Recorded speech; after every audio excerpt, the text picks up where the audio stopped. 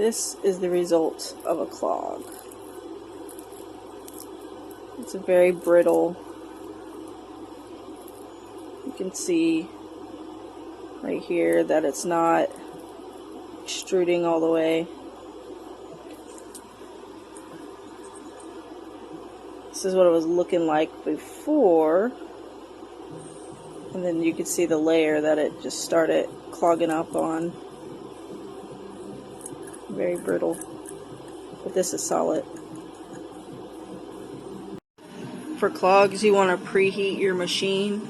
I got this one at 220 on the hot end. You got to be extremely careful because you can burn yourself. You're going to remove these two screws first and take this housing off. Screws are out. You take this off. Then you have access to the nozzle, the hot end. This is still part of the hot end. And then this is the Bowden tube.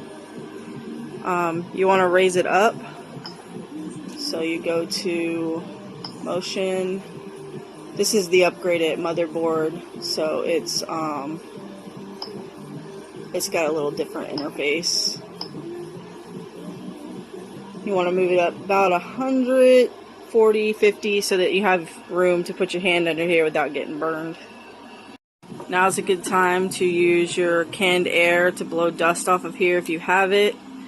This is all old filament. It probably needs to be replaced, but I can get a couple more prints out of it. So then you want to take a ratchet, if you have one, and then you're going to loosen this up. And I will do that now. Alright, so nozzle's coming out. It's extremely hot, so give us a few minutes to cool off before you try pulling that out. And then I'll let it cool off and I'll put one back in. I should note that if your old nozzle has a bunch of old filament on it and you preheat it, you should take it out of your wrench before it cools off, or it'll get stuck in there because the filament will dry, clogging it up. But now we have a new 0.4 nozzle. I'm just gonna put it in here. I do this part by hand, but you have to do it quick or you will burn your fingers. And then I just tighten it up with this guy. New nozzle is in, but I did not tighten it all the way. Focus. Because I'm gonna be replacing this Bowden tube as well, because I don't know if the nozzle is clogged, or the Bowden tube. If you know it's the nozzle, you can always start with the nozzle, try a print. If it doesn't print, replace the Bowden tube too. I usually just do it all at the same time, because by the time I need a new nozzle, I also need a new Bowden tube. Again, I did not tighten this all the way just yet, because we're changing out the Bowden tube. You want to start by loosening this piece here. And once you pop this all the way out, again, be very careful, this is hot and it doesn't want to focus. So once you get this all the way out, you're also gonna undo this one here, which I can usually do this one by hand. Super easy. When this one gets loose enough, I can usually do it by hand too. Again, it can be really hot, so if you're not used to heat on your fingers, just use the tool. Don't burn yourself. It sucks a lot. We have it loosened and out it comes. It is smoking hot. As you can see, there's some black gunky stuff on there if my camera wants to focus. Again, it's really hot, so be careful. There. Kind of see it. Still not in focus. Usually if it's got black gunky stuff, there's black gunky stuff in here too. I just use a needle, a long, thick needle with some alcohol on it just to clean it up before I put a new Bowden tube in. Alright, now is a good time to find out if you have a clog in your Bowden tube. I don't know if you can see the orange filament that's stuck in there. I'm going to run some new orange filament through it. If it loads, there it goes. Some new orange filament through, see if I can pop that clog. If not, where are they? I'm going to use my clippers And I'm going to clip the Bowden tube off, which I can't find them, so give me a second. Alright, I'm back with the Bowden tube clippers. I was not able to push any filament through. As you can see, nothing is coming out as I'm trying to push more filament in, not working. So what I'm going to do, instead of replacing this whole Bowden tube, since it's only clogged right here, so I'm going to take my Bowden tube clippers.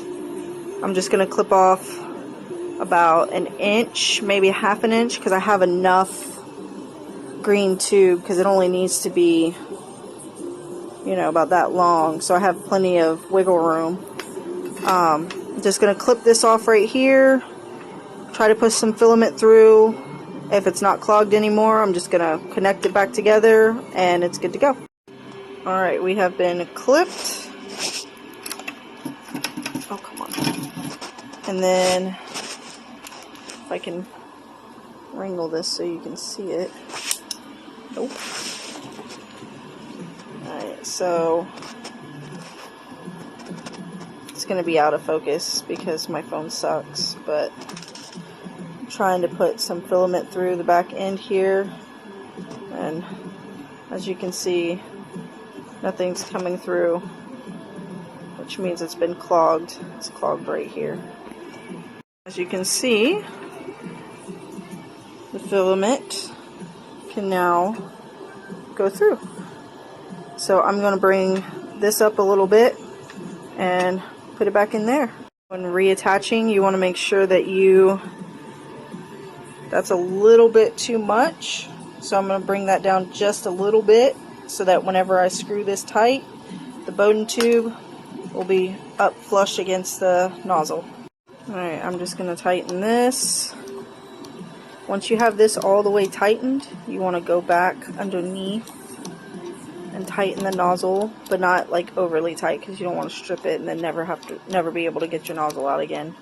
But this takes a little while, so I'm going to stop the video and just do this real quick and then go back to showing you what the nozzle looks like fully inserted. Alright, everything is nice and tight again.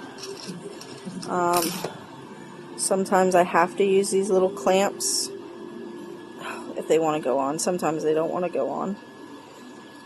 This one's not wanting to go on. It helps.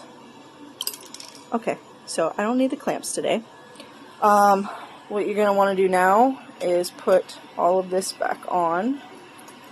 You want to put this back on, only this and this goes in here. These stay out for the part cooling fan.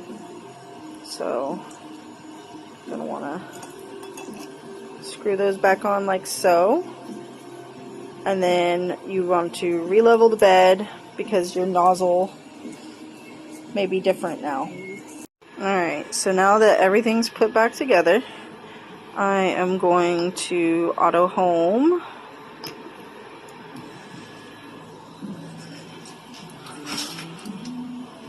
And then, oops, I will re-level the bed, clean the bed off if it needs it.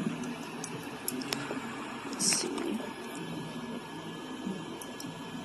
Boop. Yep, so I'm going to have to re-level. I don't know if you can see how big that gap is there, but that's way too big. And then we'll do a test print. Alright, so I don't know how you level your bed, but the way I do mine is after I auto home it, I disable the steppers, and then I move it by hand.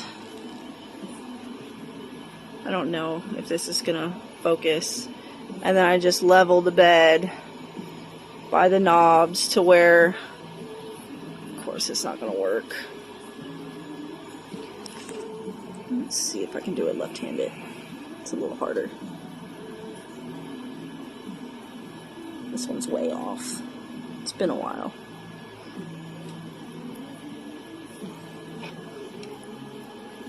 Okay, so I usually do it until it's about 1 or 2 millimeters, so like enough that a piece of paper can go through it, and then I'll do all the corners the same way. This one I can't do one-handed, so I'll skip that one for the moment. I don't know if you can really see that, so this might be pointless. This one was way off as well. Again, just enough so that a piece of paper can slip under it. Very thin piece of paper, like printer paper or notebook paper. Alright, so this side is way too high. Again, I don't know if you can really see that. I'm not a big fan of these knobs. I don't know why my husband insists on using them. They're really hard to tighten and loosen. Let's see, I think I'm going the wrong way with that one. Alright. So, funny thing, just realized that I didn't have a clip on this side, and I've lost the clip on that side. So that's probably why my machine has been running like crap. But I will find another clip for that side here in a little bit. But for the most part, everything's level. I need to fix this side because obviously, I don't know if you can see it or not, it is not level. But I'm gonna go find a clip. It may take a little while. I don't know where any are. And then finish up leveling, clean the bed off, and test print. Okay, so for cleaning my bed, I use 91% alcohol. I end up using glue on my bed because I'm lazy and it's just easier for me. Usually I'll scrape the glue off with one of these. I was just moving the alcohol around. And then just take a paper towel, wipe it down real good.